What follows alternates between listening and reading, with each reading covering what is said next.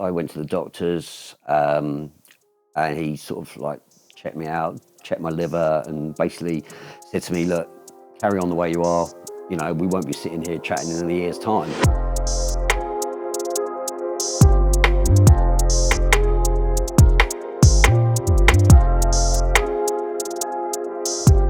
Hi guys, welcome back to the Talking Reality podcast. I'm Nathan. And I'm Mike. And today we are talking the reality of alcohol and addiction. And we've managed to find a guest who has overcome one of the biggest battles Massive that battle. people face. So, welcome. Zolt. Welcome, Zolt. Hello, Mike. Nathan, thanks for inviting me. Thank you. How you doing, man? Yeah, I'm good. Yeah, you say, before we start, you said about overcoming alcohol issues. Yeah. It's a daily reprieve, basically, that I've got. Okay. And yeah, I haven't had a drink for 4 years, and it is amazing. It really is amazing. But it's, me and my fellow alcoholics, we have to do the 12 steps, and we have to do work on ourselves, basically. So, it is, it's ongoing work. Okay, so just for the viewers, could you go into the 12 steps a little bit, just to give them an idea of what that kind of consists of? Yeah, certainly, Mike. It's a set of 12 steps that was created back in the mid-30s. And it's basically, step one to sort of say, you are powerless, you cannot drink alcohol. And it goes through to sort of letting go of resentments and such likes, doing personal inventory, and it's basically clearing wreckage of your past and such likes, and to basically, so you've got a clear road ahead, and it's a marvellous set of steps that were created, for the alcoholic, and it's something that not everyone, but adhere to, and put them into practice in my daily life. Yeah. So, Zolt, taking it back a step, when did your relationship with alcohol begin? Alcoholically,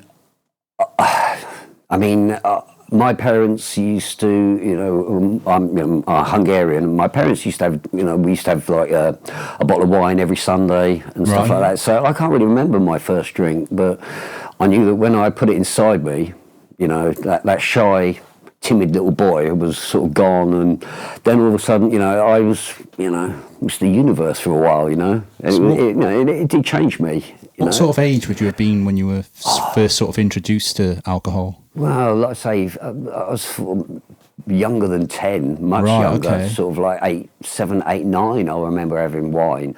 But then I sort of like 10, 11 came, and then I was sort of starting to, at the weekends I'd nick a bottle of homemade wine or something that, and, but yeah. So your parents made wine? My dad did, Your dad did, okay. Yeah. And so, just out of curiosity, did either of your parents have alcohol problems? No, not at all. Interesting. Yeah, that is interesting because I know we spoke a lot on the way down here when we picked you up today. And there's often that perspective, isn't there, that alcohol and addiction to alcohol is a generational thing. I've heard that a lot. Yeah. But it's interesting that you've developed your addiction. So I suppose, when did your addiction start? I know you obviously started drinking at a young age, but when did the addiction start? That's a real difficult one, because it's like asking, when did you cross that imaginary line? I mean, I grew up sort of after leaving school, sort of, we all sort of enjoyed a drink and stuff like that, but I did notice that, I'd sort of like it a bit more than my friends, Okay. Like we go out Saturday or Sunday and they think, I'm going to have a rest on a Monday. So I'd go out on a Monday and I'd join a billiards club or a dart team, to justify going out, As long as there was drink there, I couldn't care what I'd done, So would you be like the guy who stays for last orders, that sort of character? Yeah, last orders, yeah. Okay. And then what? You'd go home, continue drinking? Yeah. It was just, you never knew you could never see the limit. You'd never get to a point and think, right, that enough's enough now. Yeah. I need to stop. Totally, Nathan. I mean, yeah, I didn't have a close-off valve. It was just sort of like drink until blackout, basically. So, Wow. Okay. That was a consistent thing whilst you were young, yeah? yeah. I'm looking back. I mean, I don't think I ever drank alcohol really because I enjoyed the taste and it was a lovely sunny day and I was thirsty. It was always for effect. You know, I couldn't go in a pub and have one. You know, Is that to develop confidence? Initially, yeah. Initially, when I was much younger, I used to sort of have a drink before going to the pub, you know, to calm my nerves, you know, and you know that's how it was like. And then because once you just sort of rely on the drink, you sort of like think it's almost a norm to have that pre-drink before you go out and have a drink with friends. Of course, yeah. You know, once that gets, you know.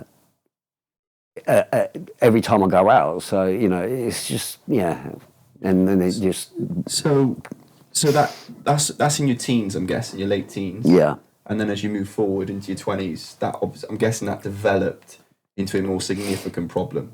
Well, when I was 18, my dad died. He had a short illness of cancer, and he died. And in actual fact, from that moment, I was the man of the house. I was still living at home with mum. And it was sort of like, you know, it was like a green light for me to go even, you know, sort of do what I want really. You know, prior to mobile phones, you know, so I was living at home with mum.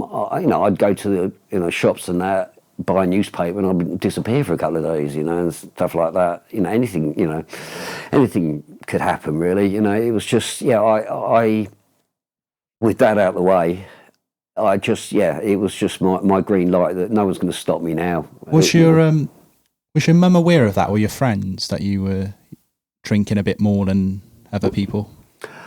I'd have friends that would say, you know, "Oh, you're an alcoholic," but I'd always sort of wear, you know, with pride. Or sort of, thank you. Like a badge of honour sort of thing. Badge of honour, exactly. Yeah, because you hear, you know, like when you're younger as well. Yeah. Around a group of lads, it's always, you know, you want to be the guy who can drink people under the table. It's that kind of banter thing, isn't it? Yeah, it's like a hierarchy, isn't it? You know, when you're in a pub, you can handle as beer as you can. Yeah, it's that sort of thing. Yeah, it's interesting that you say you wear that with a, you know, like a badge of honour as such. Yeah. For something that, you know, as we're going to find out, inevitably caused you a lot of pain. Long term. I think, was there ever a point in your 20s or your late teens where you thought, I've got a problem?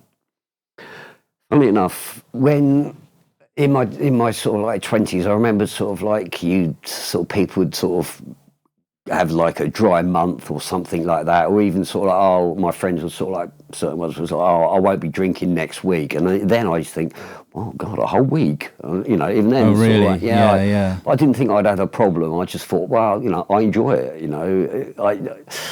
I'd sort of dismiss it, whereas like looking back now, I knew that I needed it, you know, but at the time I was kidding myself, denial, whereas I wanted it, you know. You know. And I was kidding myself. I was denying myself the fact that I needed it, you know, and kidding myself that I wanted it, you know. How did that affect your work life? What were you doing at the time, you know, in your 20s? Well, when I left school, I was a mechanic, and next to the garage was a pub, you know, great. You know? All right. So, it was marvellous. So, you know, on the Friday lunchtimes, we'd go up to the pub. You know, you'd never be able to do that now. And I'd have like 3 or 4 pints, go back and sort of work on cars. And I'd done that until once again, my dad died, and I thought, you know what, I don't want to do this. I drifted from job to job. Yeah. And then at 21, I became an HGV driver.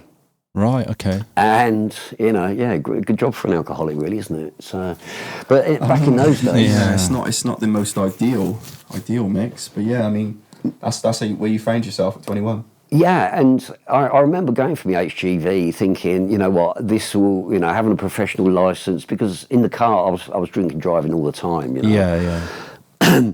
It was just the norm. And then I passed my HGV and I started thinking more logically and thought, you know, and the consequences if I was to drink and drive behind the wheel of an Arctic.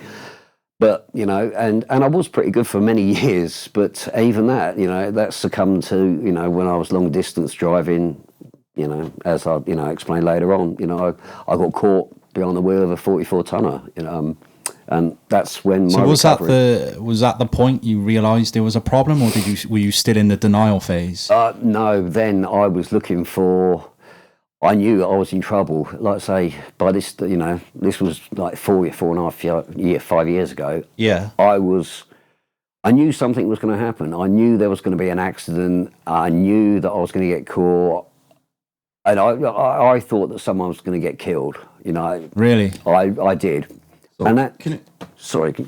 You know when you're in that stage, and you said the drink driving was the norm, were you an anomaly with the people you knew, your friends? Was drink driving common in the group of people you knew? Yes. It was common? Yeah. Was that with other drivers? Yeah, friends of ours. I mean, we'd go out, we'd take turns driving. Yeah. But the driver would still drink, you know, just means he But what had about, a bit less. like I know you work alone when you're like a truck driver, but like your sort of colleagues or people who are doing the same job for the same company, was that like a norm? No. Okay. I think there were a few people that enjoyed a drink, but you know, whether they're alcoholic, that's for them to decide. But you know, for me, I mean, towards the end, I was waking up, you know, in my lorry and opening up a bottle of vodka, you know, and drinking neat. You know, I was literally waking up and pretty much being sick, you know, bringing up the bile. First thing, and once that was out of the way, I could sort of get on with my day's drinking. You know, basically to down that few big gulps of neat vodka, literally to stop the delirium tremors. You know, the DTs, the shakes, to stop that, and so I could basically get on with the day. You know, right. So you could an existence, not a living, really. Can I just mention this and sort of fire this question your way, Sol? So, if there's anybody listening right now who's perhaps can relate to that period of your life where you were driving that Arctic under the influence of alcohol on a regular basis, what would you say to them? In what respect, for drinking driving, or for having a drink problem? You know? I suppose in both aspects, but I suppose specifically, you know, if they are drink driving, I mean, having gone through that and you saw the consequences, which we'll get into, but what advice or what would you say to somebody who's perhaps, you know, doing that themselves? Yeah, well, I mean, I've had a friend's daughter knocked over a couple of years ago. She wasn't by a drink driver, but I can see how much damage it can do, and to be under the influence, I don't think I could have lived with myself had I have done something. You know, this is me personally. You know, to sort of like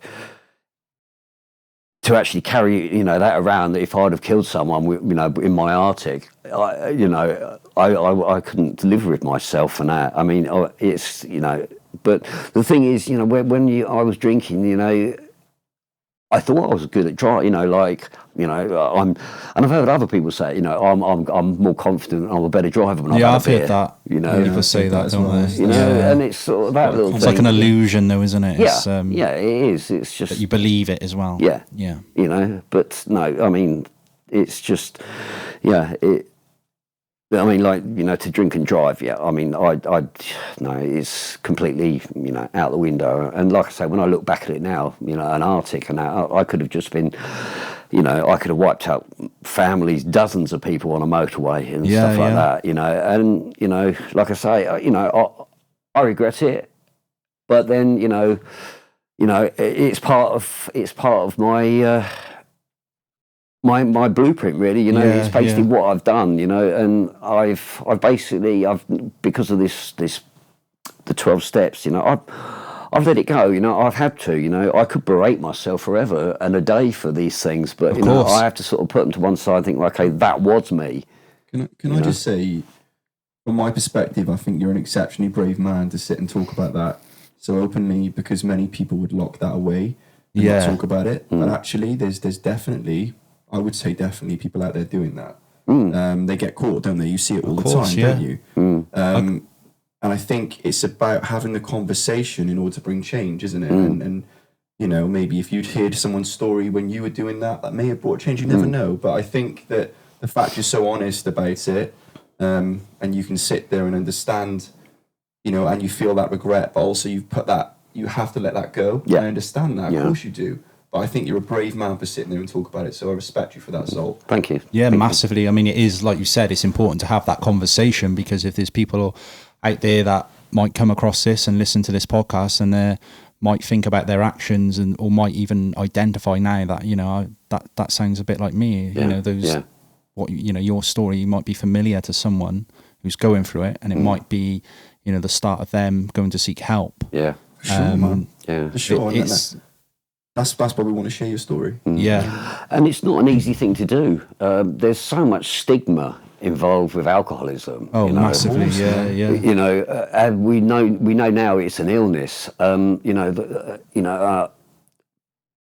But the trouble is, people seem to think that the majority of the public seem to think that it's, you know, it's a choice thing. You know, the choice for me to refuse alcohol was taken away from me many years ago. You know, I didn't have a choice. You know, it was literally taken out of my hands. You know, I just once I opened up a bottle, that's it. It had to be drank. You know, right? And you know, and what I wanted to say was, and I know it's hard for anyone to come forward and say that they've got a drink problem, you know, because of the social stigma. You know, massively. You're classed as weak.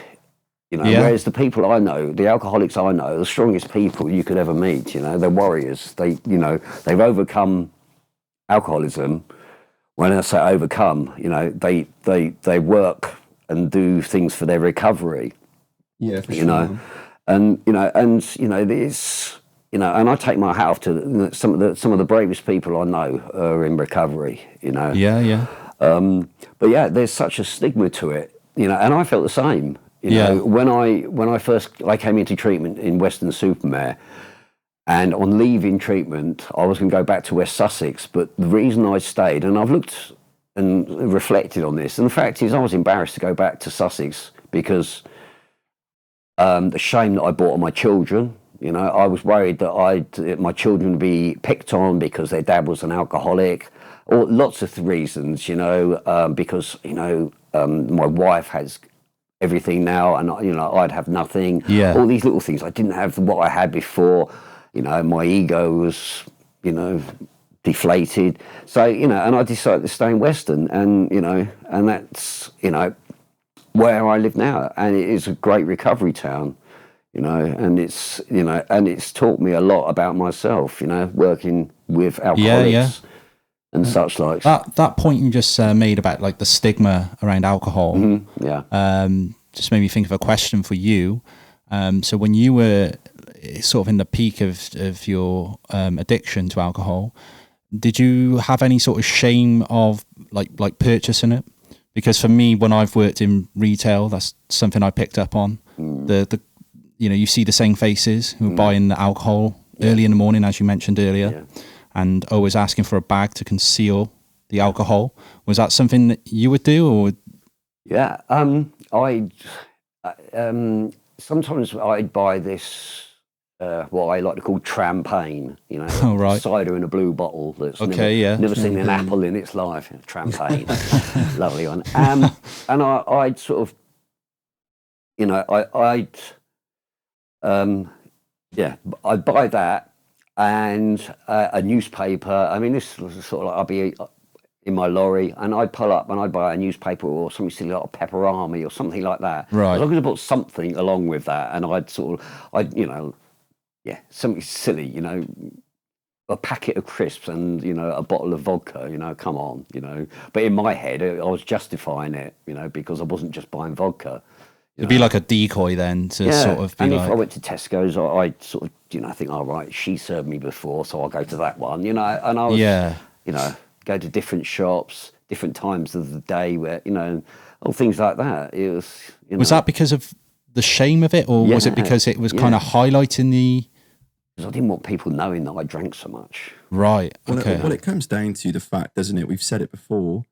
It's acceptable to drink alcohol, Yeah. but it's not acceptable to be an alcoholic. I think socially. Of course. Yeah. That's my feeling. That from the interactions I've had as a man of my age, growing up, as the son of an alcoholic, and all the the perspectives I've seen put towards my mum. Anything you see on social media, it's not acceptable to be an alcoholic.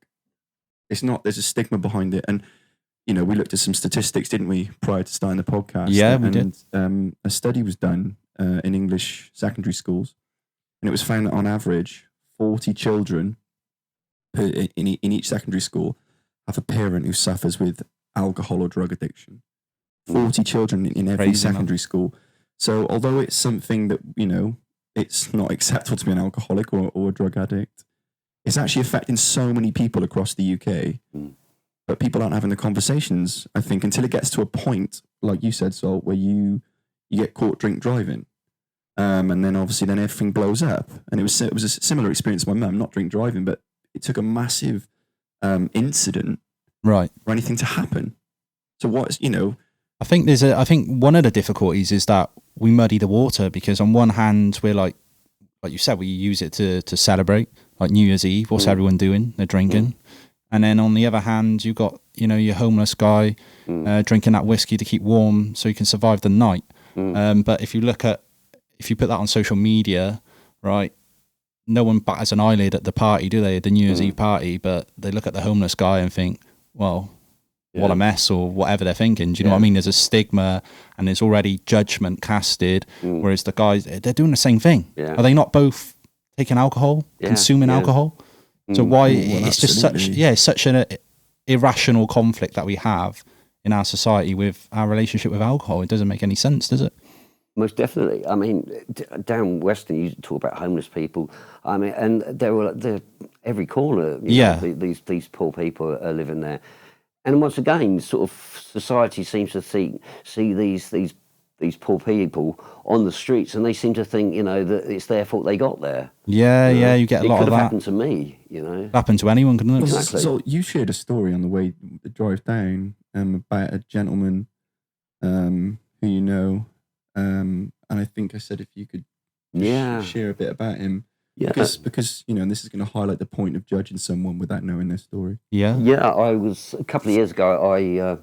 I met this guy, and he's in the British Armed Forces. He was a surgeon.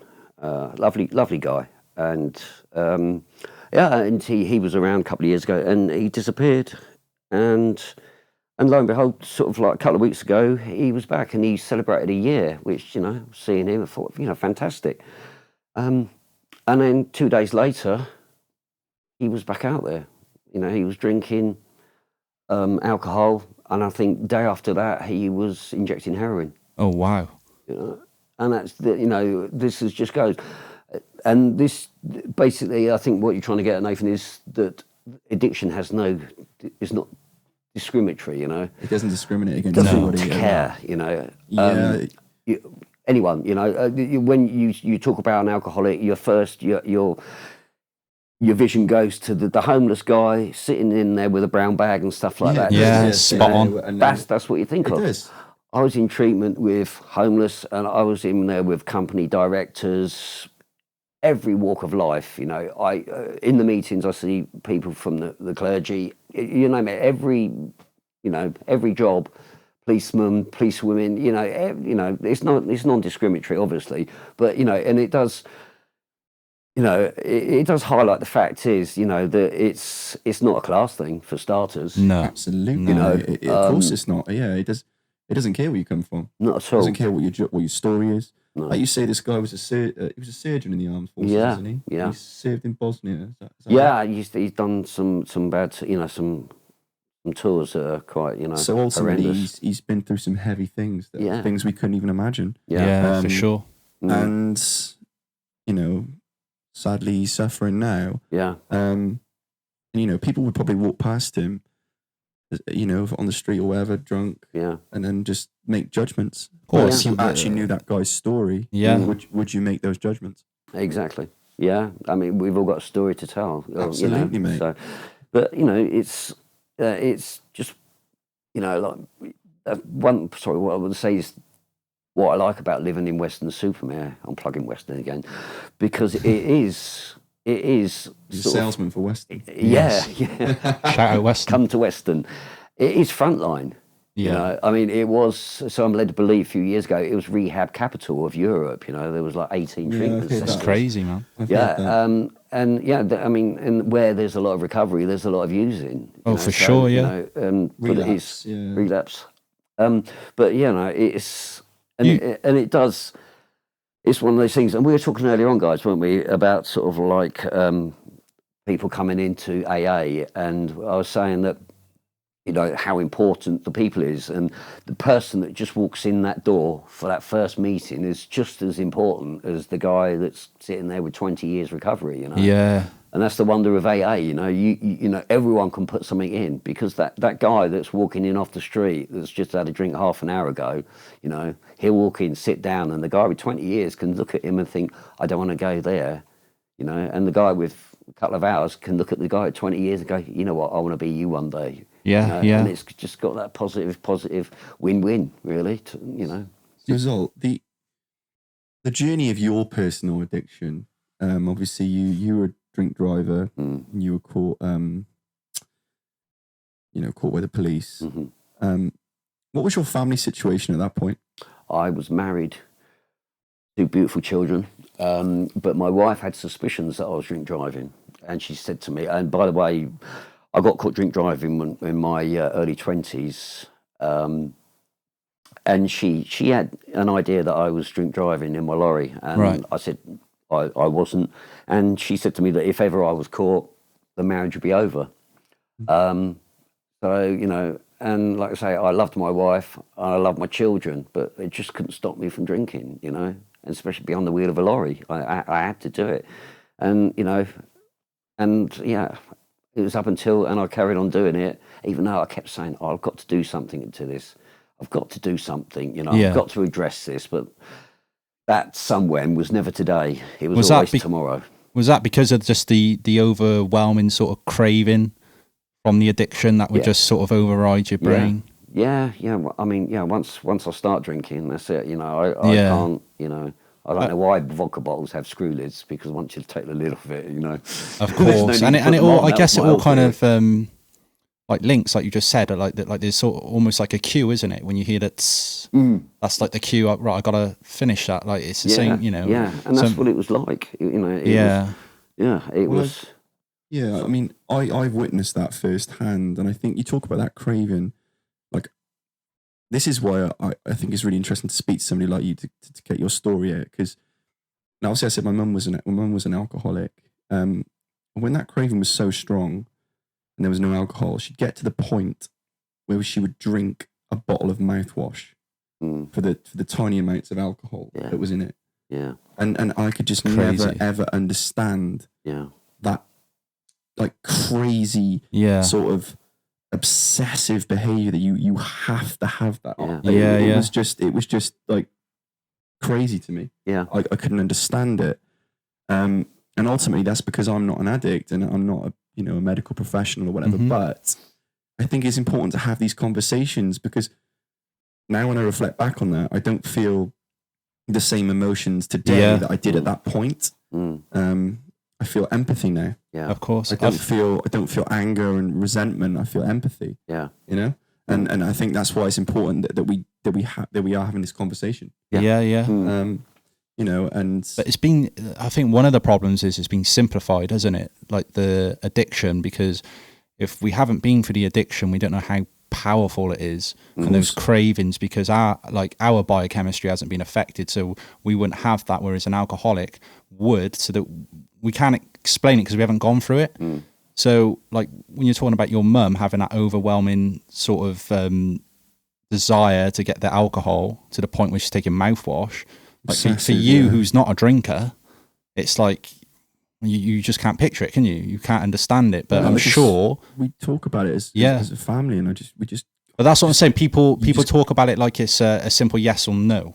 It's a complex issue, but we simplify it to, no, he's doing it or she's doing it because they want to do it. It's a choice, yeah. Yeah, like it's a choice. Exactly. Yeah. When actually, you know, it's an illness. Yeah, and the choice was taken away, dare say your mother and definitely me, many years ago, you know, whereas, but I still wouldn't have said I was an alcoholic up until I came out of treatment.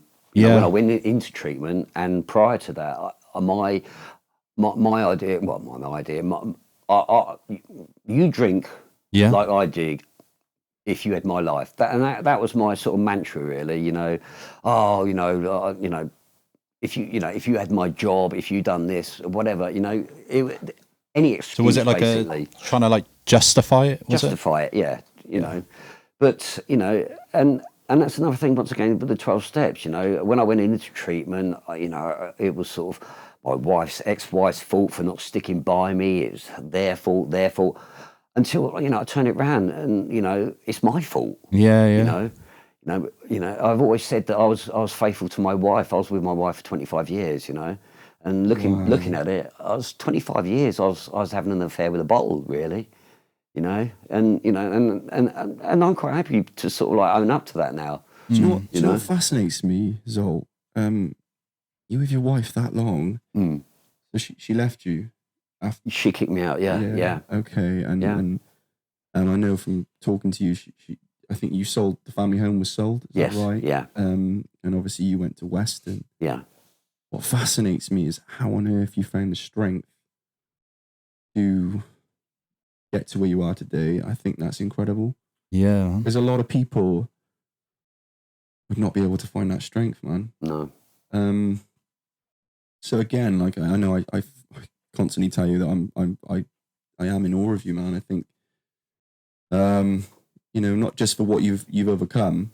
Or I know with your daily reprieve, I know it's not a battle you've overcome and it's gone. I get that, and you constantly have to, you know, because like in AA, you will always remind when you do a share, you say I'm an alcoholic. Yes. You? Yeah. So you'll be like, my name's Zol, I'm an alcoholic, and it's always that constant reminder. But you know, that's why I want to get into kind of your you getting better. So where did that start? How did that physically start?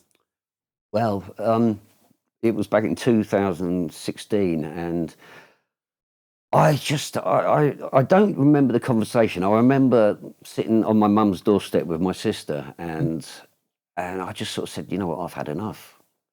And then I went to the doctors, and he sort of like checked me out, checked my liver, and basically said to me, look, carry on the way you are. You know, we won't be sitting here chatting in a year's time. Why? So that, you know, that was a bit of a wake-up call. But then, even at that moment, I was like thinking, okay, so if I go drinking for another 10 months and then come back in September or whatever, that's where my head was, you know. After 10 months before, you know, 2 months before that year, I'll get something sorted, you know. So you saw and that's how my head was, you know. So you created like a sort of fake timeline of, I got this length of time to get it sorted. Yeah. But, you know, and then I started going to day groups and doing drinks diary, and that's where it started. And I had to sort of jump through hoops and go to a weekly meeting there, and that's how it started. Just by that, but even then, I didn't think I was an alcoholic. You know, everything, it was all because of a chain of events in my life going Pete Tong. You know, getting everything going wrong. So you know. But then, you know, I say that's before I went into treatment, you know, and then I went in, and then, I just sort of like owned up to everything, saw my part in everything. Yeah. And letting go and not being resentful to things. It's just, you know, it's just something I wished I'd have sort of like had that ability, or, you know, when I was younger, you know, because. Do you think you had to hit rock bottom? Yeah, I had to. Yeah, I mean, I'm quite happy with the person I am today, and like I was saying earlier on, you know, and today I don't mind. The fact is that I had to become a fully blown alcoholic before I changed my values and my life changed, if that makes sense, you know. Yeah. It's a small price, you know. I can do everything that I'd done before, but I drink, you know. My life's a lot simpler. It's a lot better, you know. You know, I don't have the material things that I had before, but I don't want them. You know, I've got what I need. Yeah, yeah. You know, Well, and that's ample. I heard something really interesting today about material items, i.e., your houses, your cars. When you obsess over them, I don't believe they own you. You own them. I believe they own you.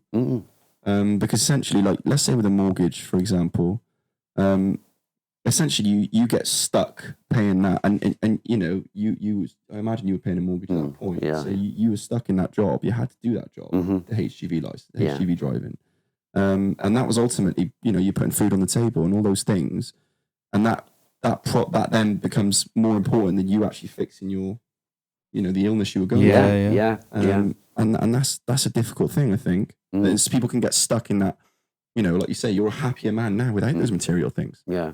You almost enter like a partnership with something that's inanimate, really. Like if it's alcohol, and then it's just reeling you back in every time, isn't it? It's like a contract that you've bought into, and you just can't get out of it. Like, do you see what I mean? Yeah, I mean, and it, like I say, you know, alcohol. It's funny. I mean, once like we give up alcohol, you know, giving up alcohol's the easy part. Staying off it, right? That's the hard part. Yeah, because you know it's and what you left is, once you separate the alcohol, is sort of like the illness of the mind. You know, it's the head that keeps telling you you're all right now, or you can have a drink, or just one, or you know, and so we have to learn to sort of ignore what our head says. You know. Because that, you know, I could be walking along on a lovely hot summer's day, and my head will go to sitting in a beer garden in my shorts with a lovely cool pint of lager, you know, and thinking of it all lovely and nice, you know. When in reality, it would be a case of me sitting on a park bench with a litre of vodka, you know. So although would you say those thoughts then kind of just because you had a strong addiction at one point, would you say they're kind of still in you but dormant? Yeah, I mean, it's not. I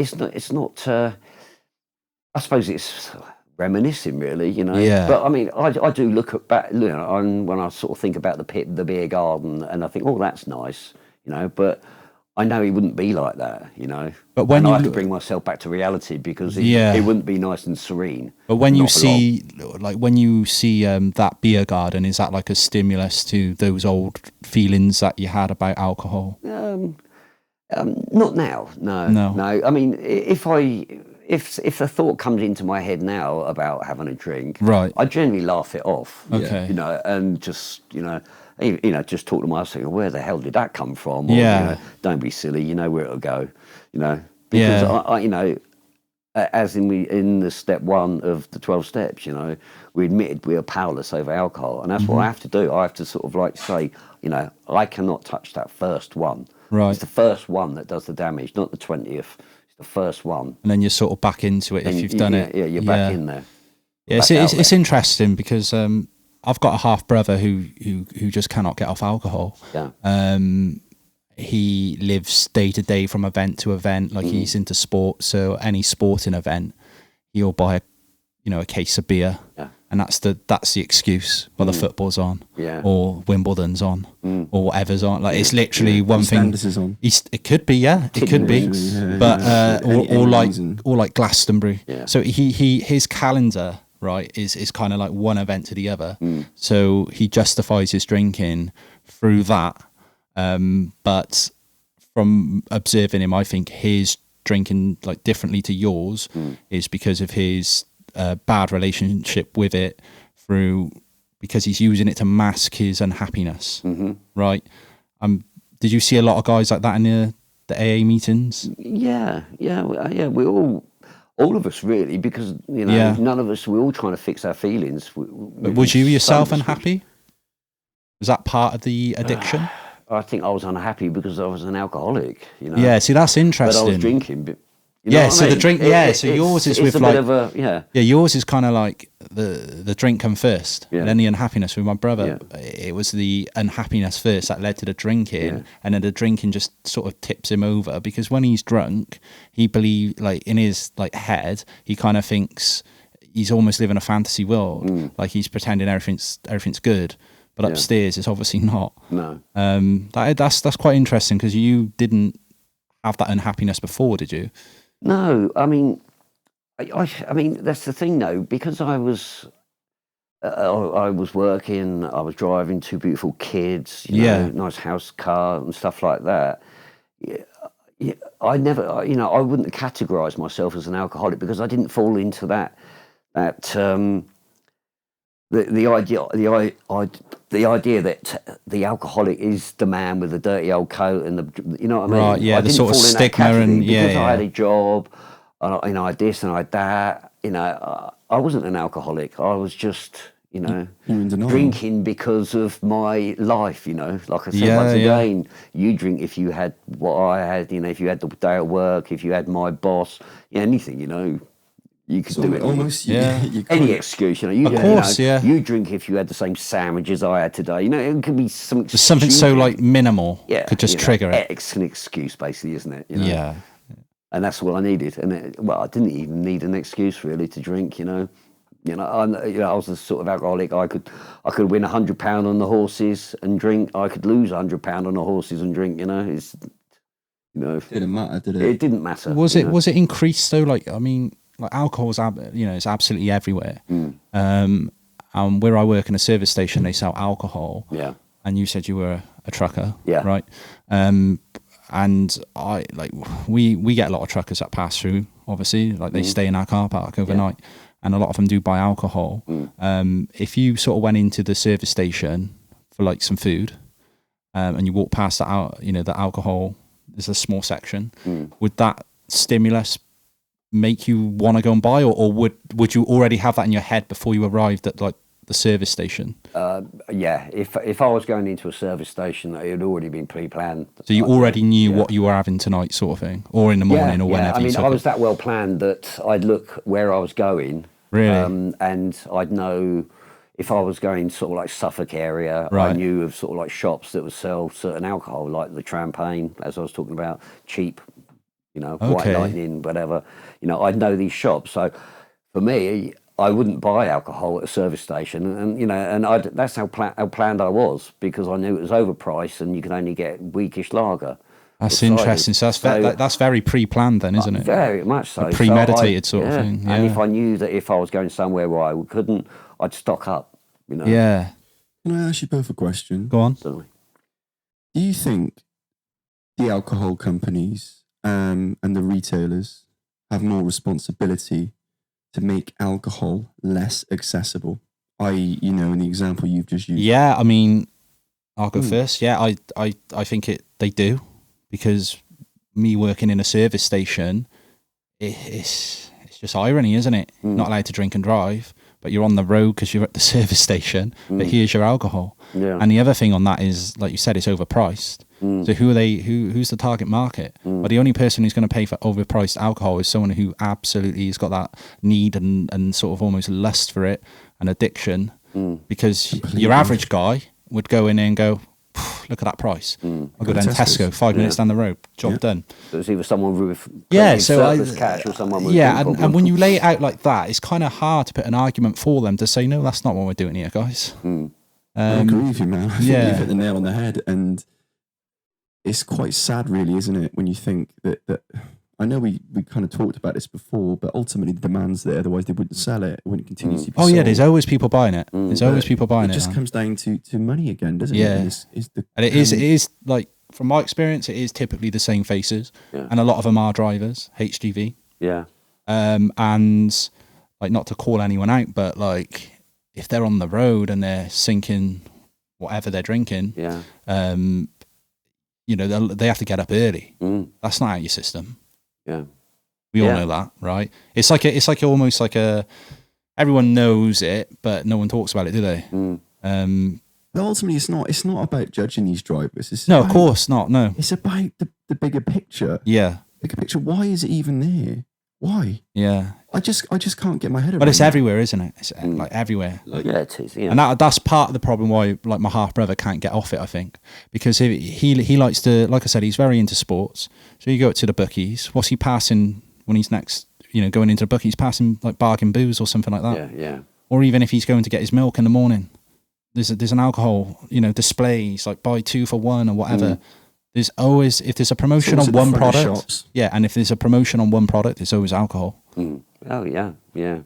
So and for him, he's triggered by those stimuluses, because sometimes like you said, it was kind of premeditated, like, tomorrow I'm going to have a drink at some point. Whereas him, he can go days without it. But if there's a stimulus that he's walked past, no, he's going in there and he's buying it. Especially if there's a deal on. That's done deal for him if he's seen that a promotion. Yeah. So I think they do have a responsibility to, think about who they're really selling it to. Because they say, don't you, that I don't know if it is legal or not, but I don't know. They do say, I know, when I've worked in a lot of retailers, to not serve alcohol to somebody who's quite clearly like over the limit and just, is absolutely intoxicated. I think there is some kind of legal responsibility or just a moral one. I'm not sure, but I think fundamentally they do. What's your perspective, Zol? Well, I mean, it's one of those subjects. I mean, I could say, booze, alcohol, it's the devil's whatever, urine.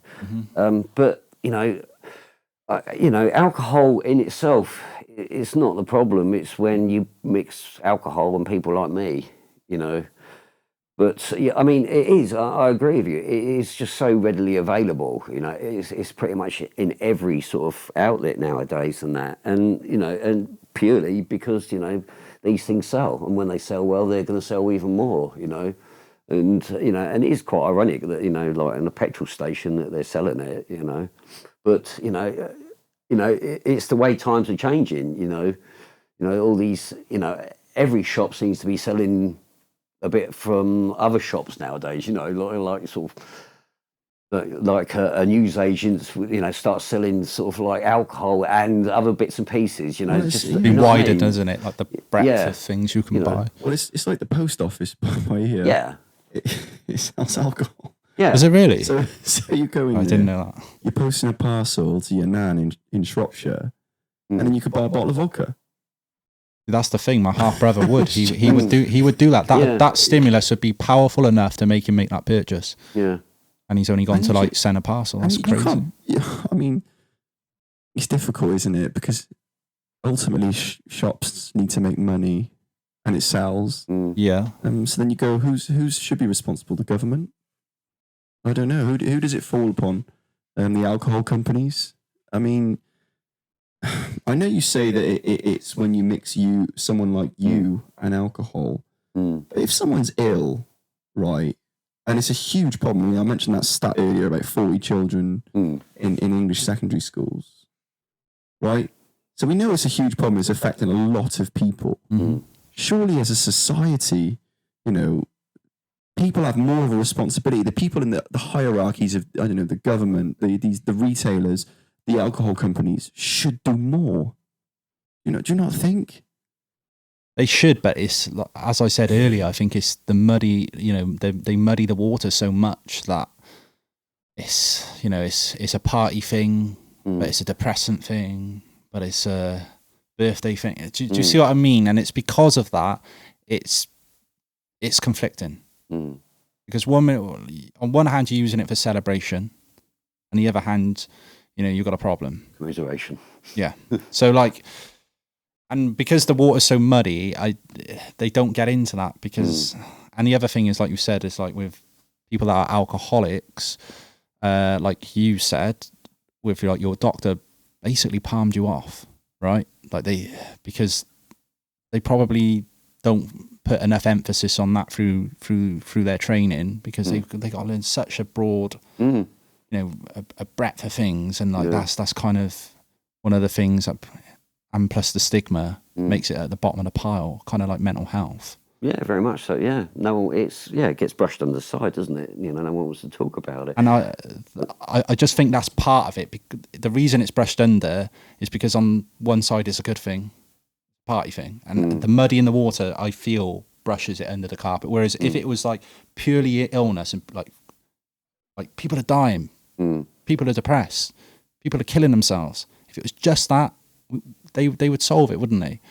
That's what I think. Yeah, but then because I suppose, Mike, the fact is, we're talking about people with alcohol problems, and sort of like then you've got to look at the other side of the coin with people that drink sensibly and do enjoy that one glass of, exactly, and that's where evening, the mud in the water is, isn't it? Because there are people who can do it. It's difficult because people, you got someone who might go home and enjoy a fine wine, or, an expensive whiskey or something. Yeah. And then on the other hand, you've got someone who ended up in your position. Yeah. So, and it is difficult. I mean, I'm conflicted. It's also the nature of addiction. It's a subtle thing. It happens over time. Sneaks up. Man. Very much so. It's not like you break your arm and it's clearly visible there's a problem. Yeah. Right? Yeah. It's a subtle thing. It builds up over time. And sometimes the individual is aware of it. Sometimes they're in denial of it. Yeah. And sometimes they actually don't know. So No, I didn't. I mean, looking back, I was an alcoholic for many, many years. But at the time, I was, like I say, it was just... you just sort of, like I say, you're making excuses all the time, because, what a day I've had and stuff like that, But, truth is, it's just, I couldn't do without it. It's pure and simple, I just, it was just such a horrible existence, being, pretty much... You imagine sort of waking up at sort of like 7, 8 in the morning, and and you reach down for your bottle, and there's nothing there. To a normal person, you think, okay, fair enough. Yeah. Like, to me, that would have been, that was almost shock, gasp, horror. Like almost having a heart attack. And that's how much I needed it first thing in the morning. It was horrendous. There's just an analogy I'd like to make, if that's all right with you. Yeah, of course. Sort of alcohol and. Imagine this, right? You got alcoholic in a ring, okay, and the opponent is alcohol. Yeah. In outside the ring, the spectators, you got pub landlords, you got club owners, you got all these people that own these shops. You got friends, families, work colleagues, all their loved ones, and all that, and they're watching you having this fight, And alcoholism, you're fighting the alcoholism, and as you're in there, you're fighting, and it's starting to get messy, And at the start, it's fine, you can handle this fight, you're on top, but then alcohol, it's getting you down, and people start thinking, I can't really watch this, and they're leaving, I can't watch this fight, it's a bit one-sided, I'm leaving, and all these people are leaving this fight, because they can't watch this fight. And at the end of it, there's just 1 or 2 stragglers, the mum, the sister, and that's it, and that's what alcohol does, By the end of the fight, it's just 1 or 2 people in that ring, watching that fight, Everyone else is gone, and that's what alcohol does. It just completely robs you, and and everything, and that's a little analogy that I sort of like. Yeah, I could see that. When the fight starts, everything's tickety-boo, You got so many people in that arena watching, and they're quite happy to watch, and they want to, they're rooting you along. And it's like supporting you. Yeah, but then as the fight gets on and you're getting that support, get a good caning and that, and, it less dissolves. and less people, and that is, that's your friends and family that you got left, because they'll start going after a while. And I think there's a lot of people out there who may end up listening to this podcast who can probably relate to that. I think, a lot of people, I think, are functioning alcoholics. Oh, definitely. And they, it ultimately gets to that point where I think you said the first step of, the 12 steps is acceptance, is it? The first steps. It's, we admit we're powerless over alcohol, that our lives have become unmanageable. So basically, you've really, really mucked up, your life and stuff like that.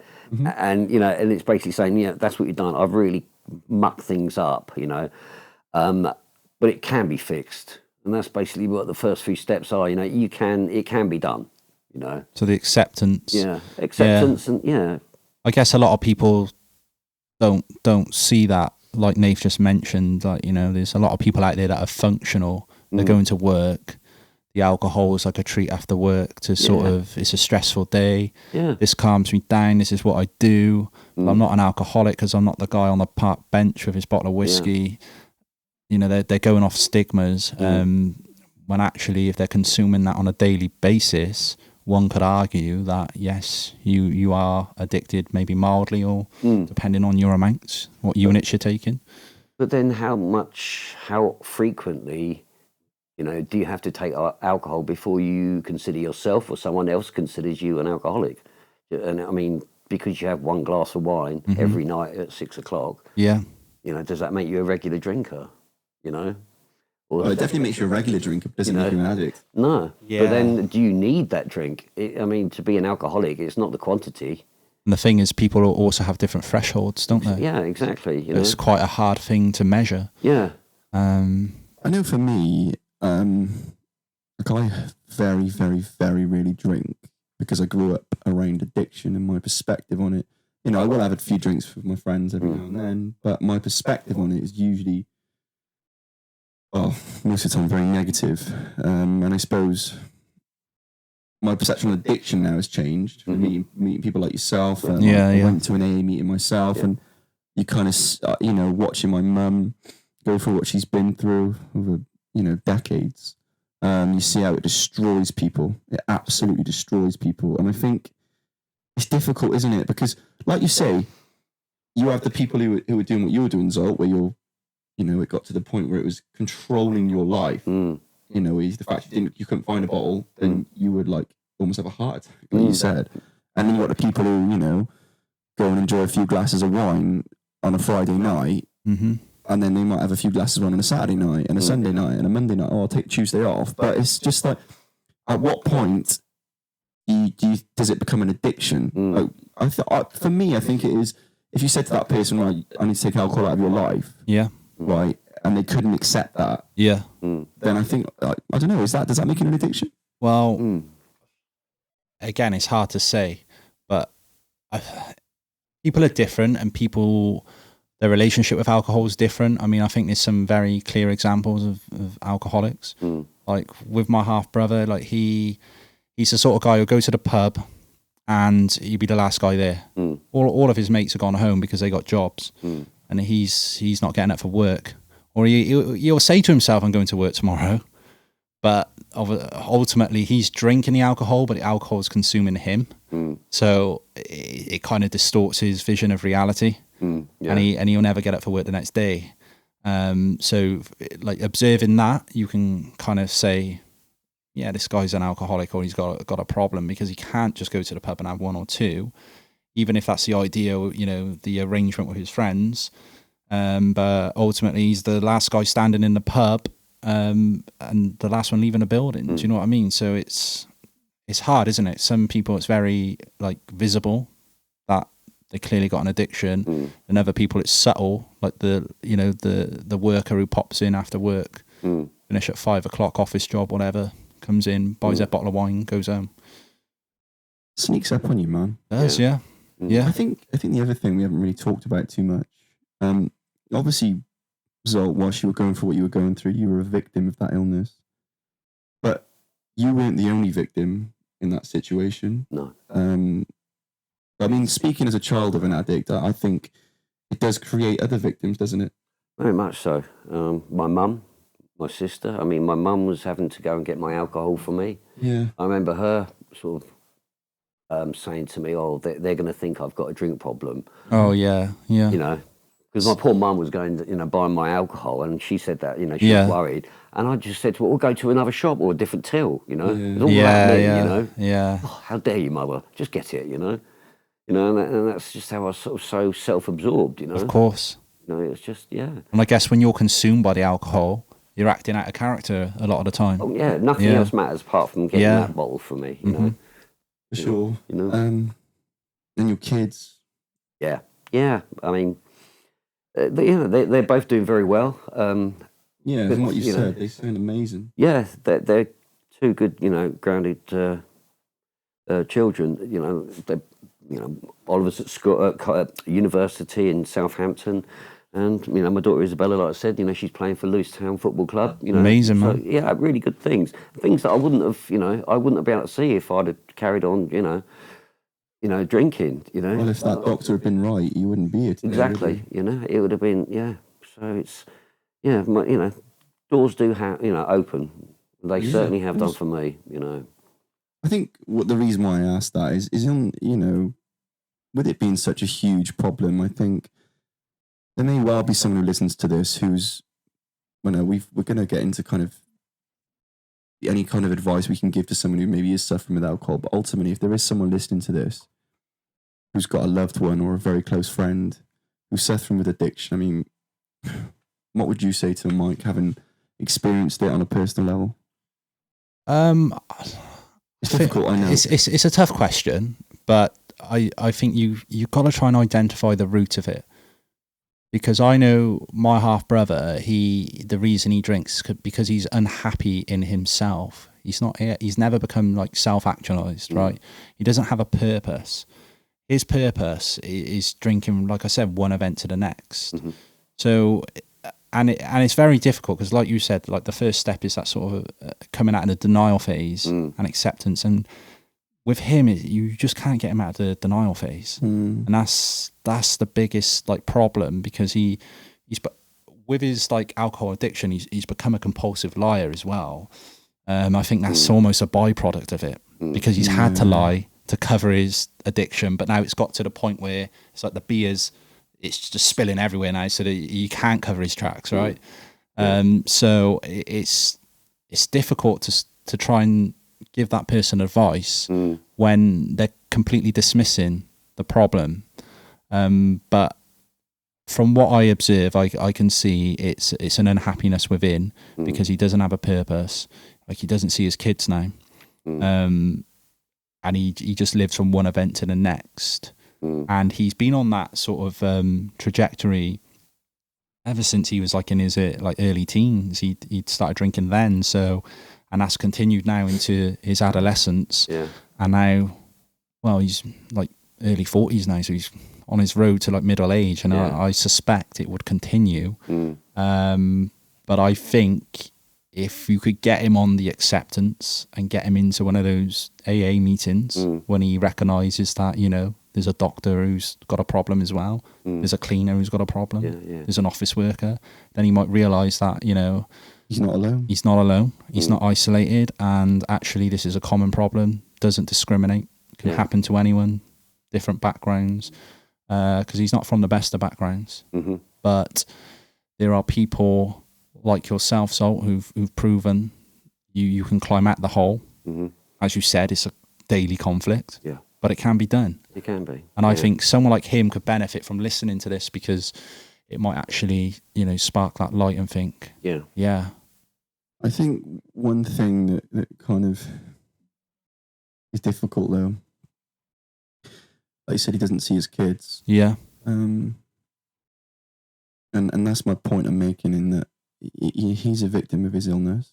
But his kids are as well, and I think the knock-on effect, right? It's a knock-on effect, and I think it's difficult, isn't it? I think what I want to put out there, having gone through that myself and grown up in that environment, is that for any young person or anyone who's suffering through someone else's illness, is that you're not alone. For starters, because I know when I was going through it, or that kind of second-hand,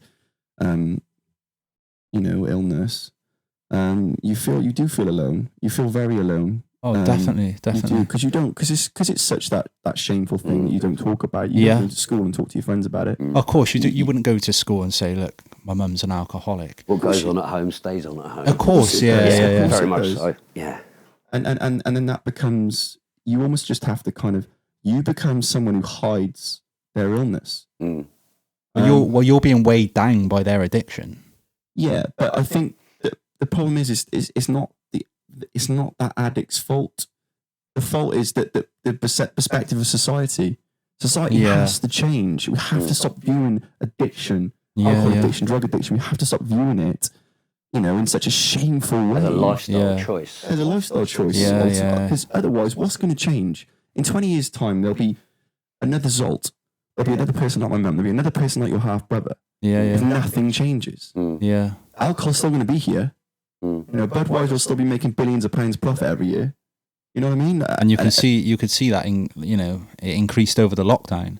Massively. And so it's only going to keep going if we don't, sort of facilitate the addiction and like you said, smash the stigma, because it can happen to anyone. Yeah. Like I say, the people that I've met in the rooms and that, I mean, some people you think, no way, if they got a drink problem, and and some people that I meet myself, and they tell me stories and things that have happened to them, and I find it hard to believe, but I believe them because similar things have happened to myself and such types. But and it just goes to prove that that what these people do when they're under the influence and when they're out there is not them. It's the illness. It's taken over their... They're just being consumed, aren't they, by the alcohol? Yeah, totally. Yeah. It's just... I think you've got to try and differentiate the individual and the addict. Yeah. I don't think they're not the same thing. No. Because look at you now. You're a lovely man. It's been really nice to meet you. You've shared our story with us, and you ultimately want to bring positive change. Mm-hmm. Yeah. You were a different man when you were drinking, from what you tell us anyway. Yeah, very angry. A very angry man, and that element of wanting to blame your ex-wife. Yeah.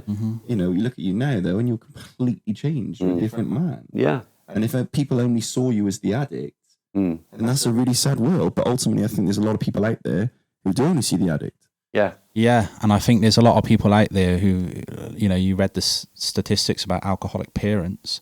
I think it's important for people out there, if you're in that situation and your parent's an alcoholic, it's important for them to know that addiction belongs to their parents. It doesn't belong to them.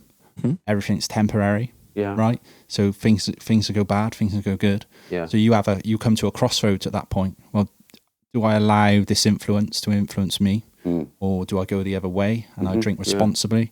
And I don't fall down that rabbit hole of addiction, because, as you said, it's quite repetitive cycles, isn't it? Sometimes it's generational. From my perspective, there was some generational problems. Like my nan, my mum's mum was an alcoholic, so my mum had problems with alcohol. Right. Yeah. Half brother now has problems with alcohol.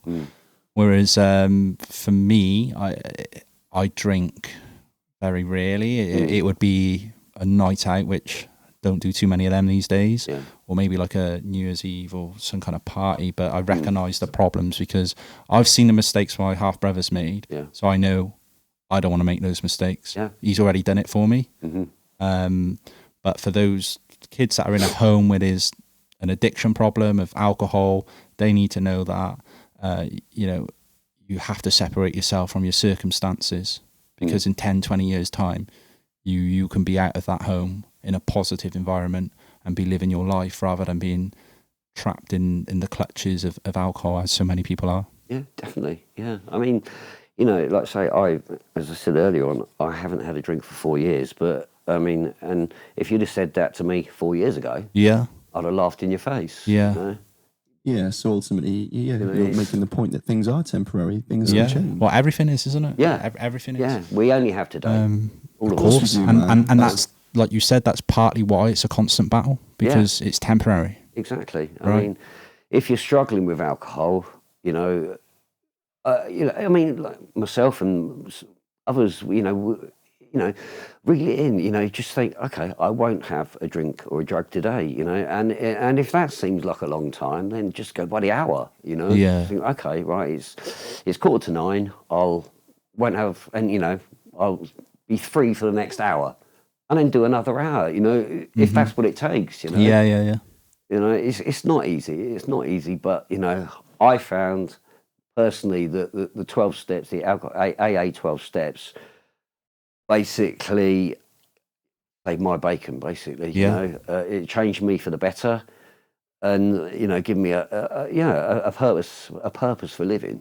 Where do you think you would be if you hadn't have attended those AA meetings today? I'd be 6 foot down pushing up daisies.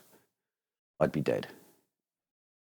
I think based on what you said, the doctor's perspective, most definitely, and how much you were drinking. I think. Yeah, I was losing weight. When I came into treatment, I was just over 9 stone. Jeez. 4 years sober now after going through that. Being an active addiction for such a long time. You're a great story of success, Salt.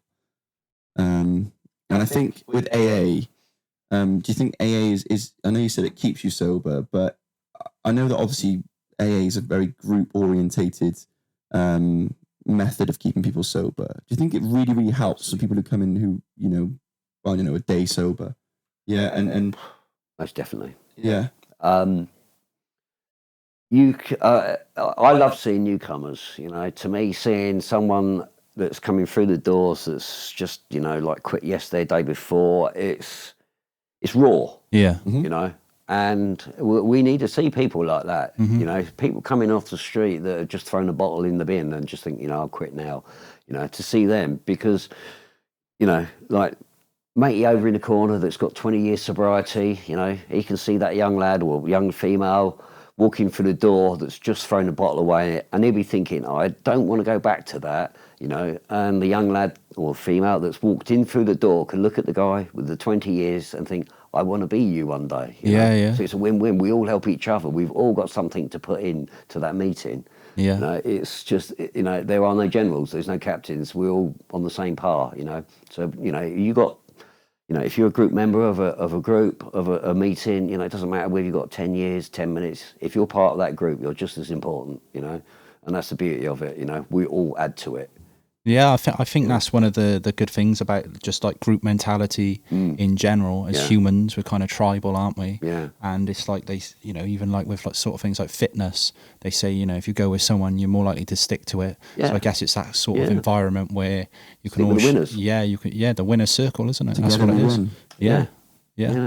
I mean, if anyone out there is struggling, I mean, because I imagine there's so many, what with, lockdown and, I pitied the people that were fully out there drinking in lockdown.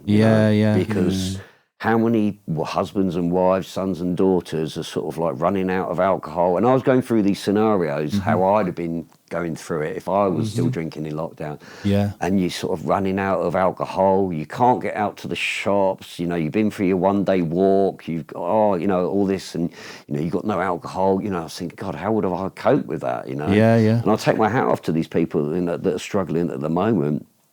But if you think you've got a problem with alcohol and that, just there's websites and things, that you could do quiz, a short quiz and to see how much you're drinking and such like.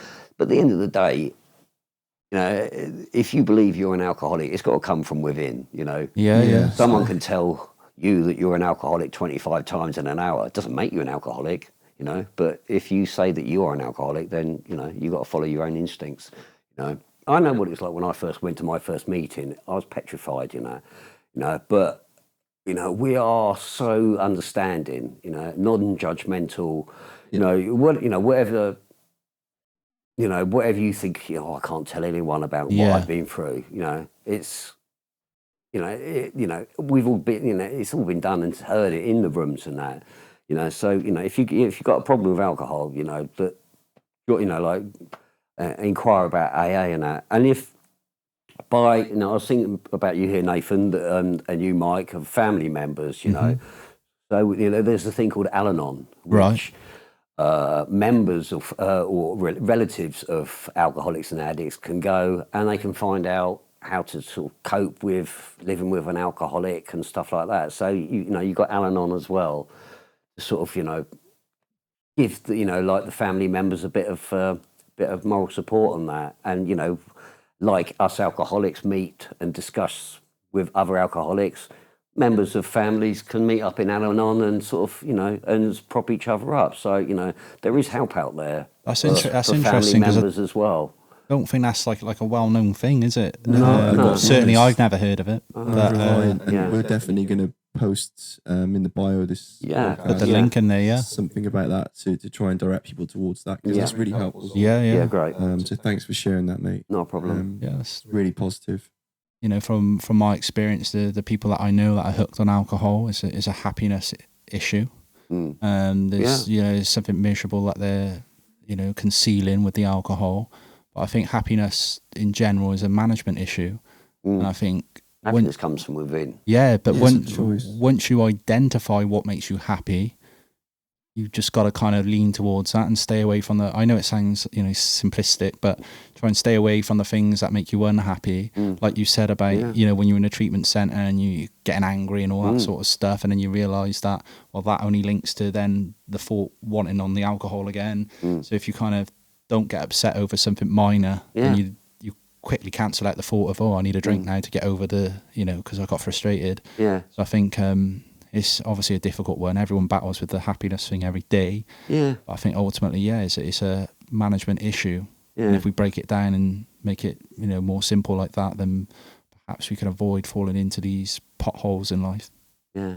Well, I was just thinking, things happen to me, and I have this visual thing of like a head on that shoulder, a head on that shoulder, one happy, one sad, Like a halo effect, yeah. And and I think, right, okay, something happens, right, and I have to think, right, okay, but that, I have to I'm not very good explaining this one. Basically, right, whichever head wins is the one I feed, you know? So if I feed my happy head, I'm going to be happy, If I'm all resentful and morbid, I'm going to, that one's going to be the one that fits on better, So I try and feed this one. So I try and, if I stay more positive, positive things happen, and it's retraining my brain, basically, It's decision making, isn't it? There's always someone worse off. Yeah, and it's decision making, alcoholics, like I said earlier, it's a subtle... Or any addiction is a subtle build-up of events that occurred, and then all of a sudden your biochemistry's changed and you have an urge for something. But all of that was kind of a layout of decision making, wasn't it? This decision led to this, and that led to that. Yeah, yeah. So if you could line it all out in order, then you could kind of go back to the point where actually this was the pivotal point of where it became an addiction. And no longer I'm going out and having a drink with my friends. Yeah. And I think ultimately you don't win this battle through judgment. You win it through empathy and compassion. Obviously your fight in the rehab must have been severe and significant.